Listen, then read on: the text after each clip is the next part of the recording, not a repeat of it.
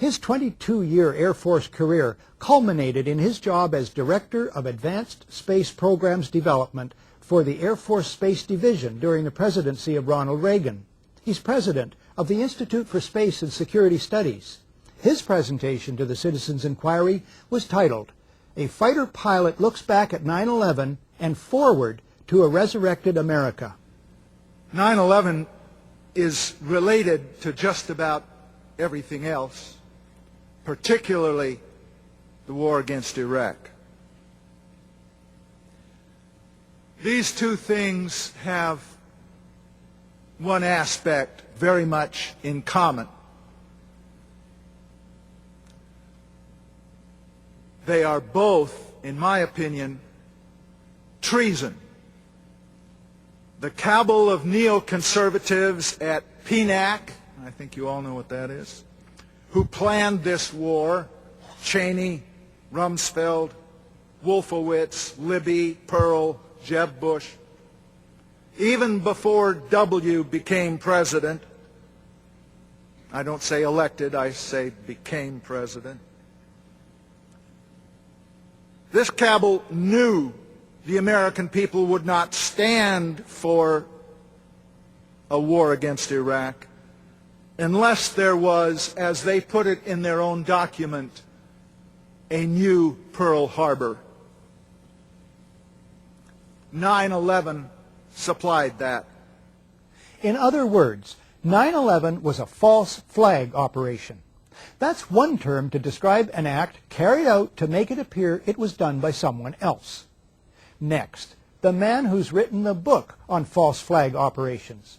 Webster Tarpley is an historian and journalist based in Washington, D.C.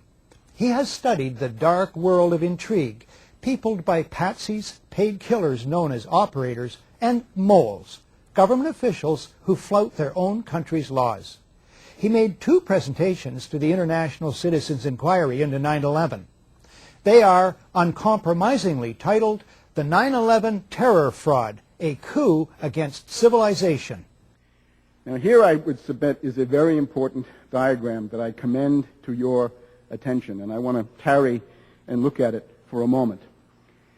We are dealing with state-sponsored false flag terrorism.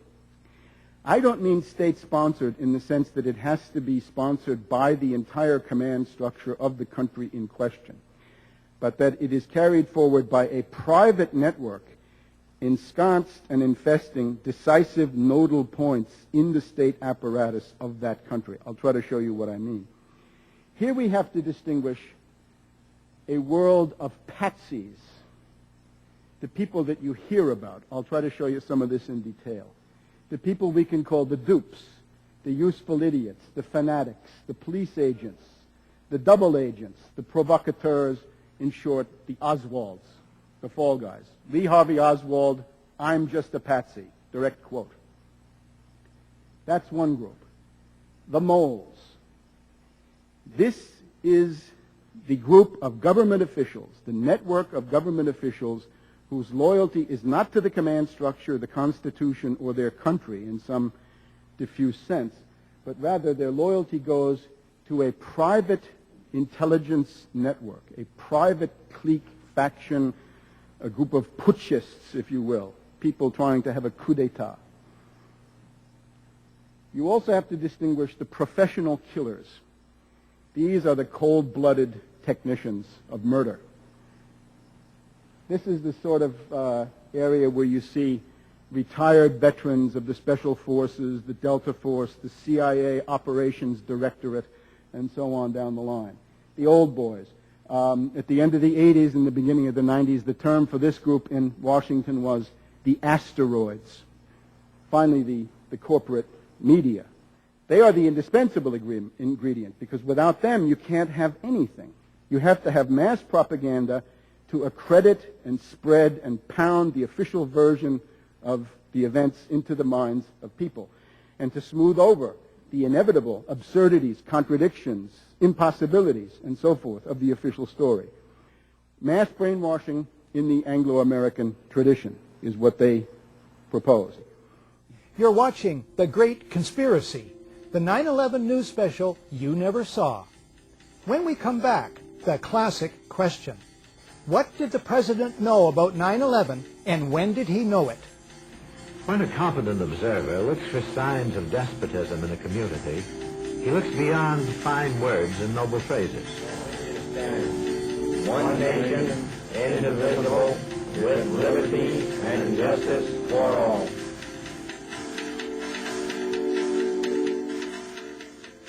Welcome back to The Great Conspiracy, the 9/11 news special you never saw. What did George Bush know about the events of 9/11, and when did he know them?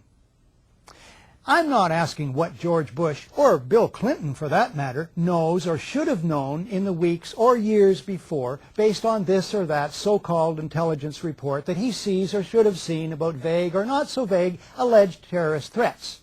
No, my questions are much more restricted. I'm asking what specific advance information George W. Bush has about the first plane hitting the World Trade Center before it strikes. How does he get that information, and from whom?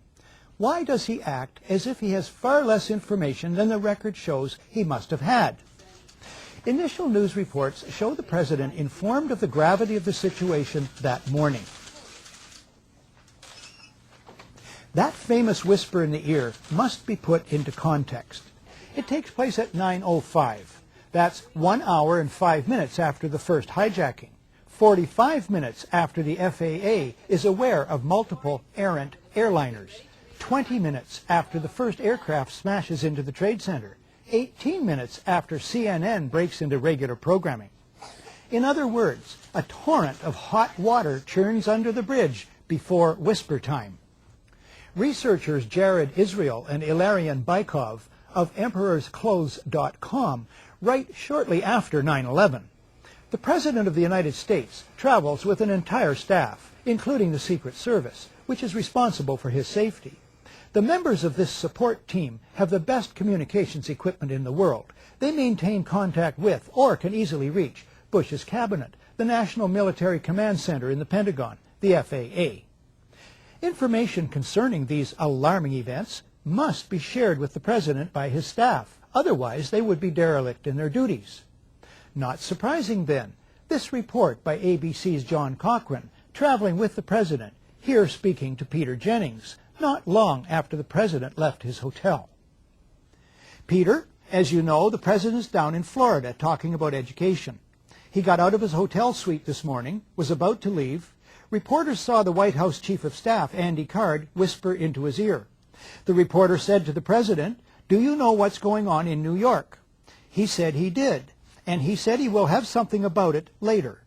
His first event is in about half an hour at an elementary school in Sarasota, Florida. Something is very odd about the President's behavior.